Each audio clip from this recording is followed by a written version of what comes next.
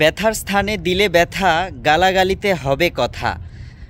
মাহফুজুল্লাহ ইসলাম ভাই, সম্মানিত উপদেষ্টা, ফেসবুকে এত উগ্র হয়ে স্ট্যাটাস দেওয়ার কারণ কি? এবং আপনার এই স্ট্যাটাসের মধ্য দিয়ে জুলাই বিপ্লবের এই যে বৈষম্য বিরোধী যে আন্দোলন, জুলাই বিপ্লবের যে আন্দোলন, সেই আন্দোলনকে আঘাত করে আমি মনে করি। আর একজন উপদেষ্টা হিসেবে এবং একজন সমন্বয়ক হিসেবে আপনার কাছ থেকে এই ধরনের স্ট্যাটাস আমরা আশা করি নাই। আরেকটু সংযত হওয়া প্রয়োজন এবং অহংকার মুক্ত থাকা প্রয়োজন।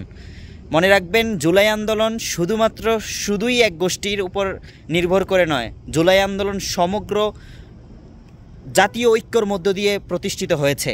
কাজেই সেটি আপনারা ভুলে যাবেন না।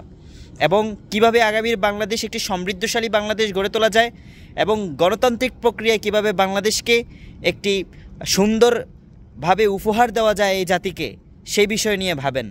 ওই ফ্যাসিস্টের মতো আচরণ করেন না। ফ্যাসিস্ট যেটা করে আজকে বাংলাদেশ থেকে বিতাড়িত হতে হয়েছে, ওই একই কাজ যদি করেন তাহলে আপনাদেরকেও বিতাড়িত হতে হবে। ব্যথার স্থানে দিলে ব্যথা, গালাগালিতে হবে কথা। এজন্যই হয়তো গালাগালিতে এইভাবে উগ্র আচরণে স্ট্যাটাস দিয়েছেন, হয়তো ব্যথার স্থানে কেউ আঘাত দিয়েছে নাকি।